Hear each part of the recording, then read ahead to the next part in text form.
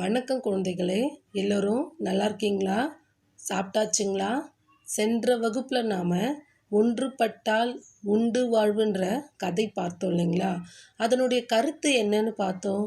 ஒற்றுமையுடன் வாழ்தல் வேண்டும், ஒற்றுமையாக இருப்பதே பலம் அப்படின்னு பார்த்தோம் இல்லைங்களா? இன்னைக்கு நம்ம அந்த பாடத்தினுடைய புத்தக பயிற்சிகளை பார்க்கலாம். இங்கே பாருங்க, அதில் முதல் தலைப்பு சரியான விடையை தெரிவு செய்வோமா. அதில் முதல் வினா, ஒத்துக்கொள்கிறோம் இச்சொல்லின் பொருள். விடை ஆ, ஏற்றுக்கொள்கிறோம். ஒத்துக்கொள்கிறோம்னா ஏற்றுக்கொள்கிறோம்.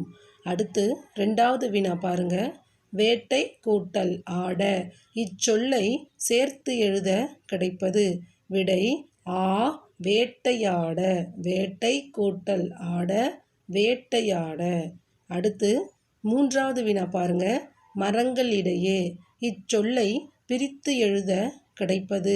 விடை ஆ, மரங்கள் கூட்டல் இடையே. மரங்கள் இடையேனா மரங்கள் கூட்டல் இடையே. அடுத்து நான்காவது வினா பாருங்க, அங்கும் இங்கும் இச்சொல்லை பிரித்து எழுத கிடைப்பது. விடை ஆ, அங்கும் கூட்டல் இங்கும். அங்கும் இங்கும்னா அங்கும் கூட்டல் இங்கும். அடுத்து ஐந்தாவது வினா பாருங்க, மரங்களுடன் இருந்தால் தப்பித்திருக்கலாம் என்று கூறியது. விடை ஈ, மான். மரங்களுடன் இருந்தால் தப்பித்திருக்கலாம் என்று கூறியது மான். அடுத்த தலைப்பு பாருங்க, வினாக்களுக்கு விடையளி. அதில் முதல் வினா, மரங்கள் எவற்றுடன் சண்டையிட்டன. விடை மரங்கள் விலங்குகளுடன் சண்டையிட்டன. திரும்பவும் பாருங்க விடைய, மரங்கள் விலங்குகளுடன் சண்டையிட்டன. அடுத்து ரெண்டாவது வினா பாருங்க, காட்டை விட்டு எவை வெளியேறின. விடை காட்டை விட்டு விலங்குகள் வெளியேறின. காட்டை விட்டு விலங்குகள் வெளியேறின. அடுத்து மூன்றாவது வினா பாருங்க, விலங்குகளுக்கும் மரங்களுக்கும் போட்டி வர காரணம் யாது.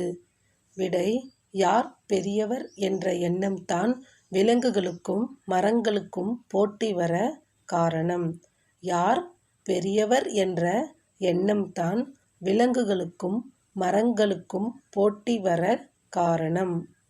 அடுத்து நான்காவது வினா பாருங்க, கதையின் மூலம் நீ அறிந்து கொண்டதை எழுதுக.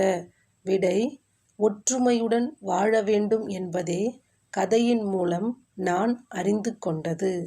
ஒற்றுமையுடன் வாழ வேண்டும் என்பதே கதையின் மூலம் நான் அறிந்து கொண்டது. அடுத்த தலைப்பு பாருங்க, புதிர்களை படித்து விடையை கண்டறிக. குழந்தைகளே, அங்கே பாருங்க சில புதிர்கள் கொடுத்துருக்காங்க. அதற்கான படங்களும் அங்கே கொடுத்துருக்காங்க. அதில் முதல் படம் மான், ரெண்டாவது படம் மரம், மூன்றாவது படம் சிங்கம். அதற்கான புதிர்கள் பாருங்க, காட்டின் அரசனாவான், நெருப்பு போன்ற கண்கள் உடையவன், முழக்கமிடுவான், அவன் யார். சரியா சொன்னீங்க குழந்தைகளே, சிங்கம் தான். அடுத்து ரெண்டாவது புதிர் பாருங்க, என் உடலில் புள்ளிகள் உண்டு, நான் துள்ளி துள்ளி ஓடுவேன், நான் யார். நன்று குழந்தைகளே, மான் தான் சரியான விடை. அடுத்து மூன்றாவது வினா, வேர் பிடித்து வளர்ந்திடுவேன், தண்ணீரை உறிஞ்சிடுவேன், மழை பெற உதவிடுவேன், நான் யார். நன்று குழந்தைகளே, மரம்தான் சரியான விடை. அடுத்த தலைப்பு பாருங்க, எந்த மரத்திலிருந்து என்ன பொருள் பொருத்துவோமா. குழந்தைகளே, அங்கே பாருங்க 4 விதமான மரங்கள் கொடுத்துருக்காங்க. அந்த மரங்களிலிருந்து செய்யப்படும் பொருட்களும் கீழவே கொடுத்துருக்காங்க. என்னென்ன மரங்கள்னு பாருங்க.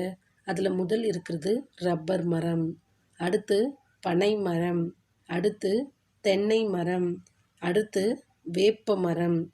அதில் முதல்ல ரப்பர் மரத்திலிருந்து டயர் தயாரிக்கப்படுகிறதுன்றது அவங்களே பொருத்தியிருக்காங்க. மீதி இருக்கிற 3ம் நம்ம பொருத்தணும். அதில் முதல் பாருங்க, பனை வெல்லம் எந்த மரத்திலிருந்து தயாரிக்கப்படுகிறதுனா பனை மரம். அடுத்து கயிறு தென்னை மரத்திலிருந்து தயாரிக்கப்படுகிறது. அடுத்து நாற்காலி, மேசை போன்ற பொருட்கள்லாம் வேப்ப மரம் போன்ற மரங்களிலிருந்து தயாரிக்கப்படுகிறது. புரியுதுங்களா குழந்தைகளே? அடுத்த தலைப்பு பாருங்க, குழுவில் சேராததை வட்டமிடுக. குழந்தைகளே, இங்கு கொடுக்கப்பட்டிருக்கிற ஒவ்வொரு வினாக்களிலும் 5 சொற்கள் கொடுக்கப்பட்டிருக்கிறது. இதில் 4 சொற்களானது ஒரு குழுவினை சார்ந்ததாக இருக்கும். 1 மட்டும் தனித்திருக்கும். அதை நம்ம வட்டமிடணும். அங்கே பாருங்க, முதல் வினாவை. மயில், கிளி, புறா, புலி, கோழி. இதில் 4 சொற்களும் பறவை இனத்தை குறிப்பதாக இருக்கிறது. 1 மட்டும் விலங்கினத்தை குறிக்கிறது. அது என்னதுன்னா புலி. அந்த சொல்லை நம்ம வட்டமிடணும். அடுத்து 2வது வினா பாருங்க. ஆறு, ஏரி, குளம், மலை, குட்டை. 4 சொற்களும் நீர்நிலைகளை குறிப்பதாக இருக்கிறது. 1 மட்டும் தனித்திருக்கு. அது எதுனா மலை. அதை நம்ம வட்டமிடணும். அடுத்து 3வது வினா பாருங்க. தாயம், பல்லாங்குழி, ஐந்தாங்கல், சதுரங்கம், மட்டைப்பந்து. குழந்தைகளே, இதில் 4 சொற்களும் விளையாட்டு திடலுக்கு போகாமல் உள்ளவே விளையாடுற விளையாட்டுக்களை குறிக்கிறது. 1 மட்டும் விளையாட்டு திடலுக்கு போயிட்டு விளையாடுறது. அது எதுனா மட்டைப்பந்து. அதை நம்ம வட்டமிடணும். அடுத்து 4வது வினா பாருங்க. வெண்மை, கருமை, மென்மை, பசுமை, செம்மை. 4 சொற்களும் நிறங்களை குறிப்பதாக இருக்கிறது. 1 மட்டும் தன்மையை குறிக்கும் சொல்லா இருக்கு. எதுன்னு பார்த்தினா மென்மை. குழந்தைகளே, புரியுதுங்களா? அடுத்த தலைப்பு பாருங்க. சொல் விளையாட்டு. குழந்தைகளே, அதில் முதல்ல பான்ற எழுத்து கொடுத்துருக்காங்க. அடுத்து இறுதியில் இம்முன்ற எழுத்து கொடுத்துருக்காங்க. நடுவில் லா, ரா, டா, தா, சா போன்ற எழுத்துக்கள் எல்லாம் கொடுத்துருக்காங்க. இதை வைத்து நம்ம புதிய சொற்களை உருவாக்க சொல்லியிருக்காங்க. முதல்ல பா, லான்ற எழுத்தோடு அடுத்து இம்முன்ற எழுத்து சேர்ந்து பாலம். அடுத்து பா, ரா, இம் பாரம். அடுத்து பா, ட, இம் பாடம். அடுத்து பா, த, இம் பாதம். அடுத்து பா, சா, இம் பாசம். புரியுதுங்களா குழந்தைகளே? குழந்தைகளே, இதுவரைக்கும் நம்ம பார்த்த புத்தக பயிற்சியெல்லாம் உங்களுக்கு நன்கு புரிந்திருக்கும்னு நினைக்கிறேன். நீங்கள் இந்த புத்தக பயிற்சியெல்லாம் ஏற்கனவே வினா விடை எழுதின நோட்டில் எழுதி படிக்கணும். சரிங்களா குழந்தைகளே? அடுத்து இன்றைய வீட்டுப்பாடம் வாசித்தல் பயிற்சி.